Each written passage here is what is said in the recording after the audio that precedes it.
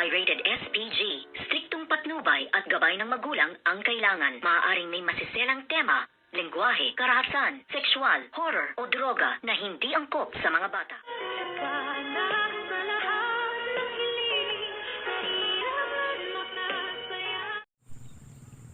Good morning and welcome sa aking munting channel. Nagtagumpay nga sa kanyang mga plano ang demonyitang si Moira, ngunit nadamay nga itong si Dr. RJ Tanyag na ngayon din ay isinugod na nga rin ng Apex Medical Hospital, at laking gulat nga nitong si Zoe at ni Dr. Annalyn Santos nang makita nga nila na nasa Apex Medical Hospital at duguan nga itong si Doc RJ. At sumunod naman na mas lalo nilang ikinagulat ay itong ang si Justin na nasa critical na kondisyon na ngayon nga ay ginagamot nga nitong si Doc Luke.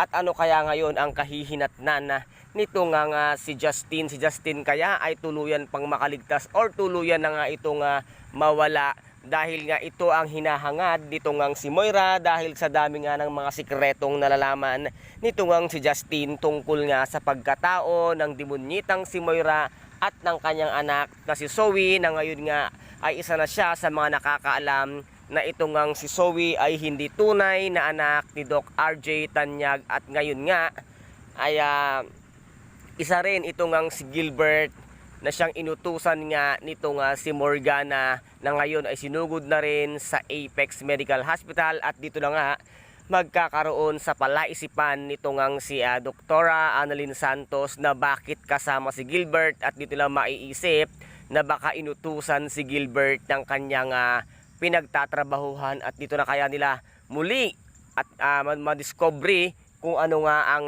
tunay na nangyari at kung sino ang puno at dulo nga ng kaguluhang nangyayari nga sa kanilang lahat. Kaya guys, ito po ang ating pakaabangan kung tuluyan na ngang mahuhuli ang demonyitang si Moira. At kung nagustuhan po ninyo ang aking videos for today, paki-subscribe na lamang po ng aking channel, paki-like and share para maging update kayo sa lahat ng gagawin kong videos. Maraming salamat po. Ingat, God bless and bye-bye!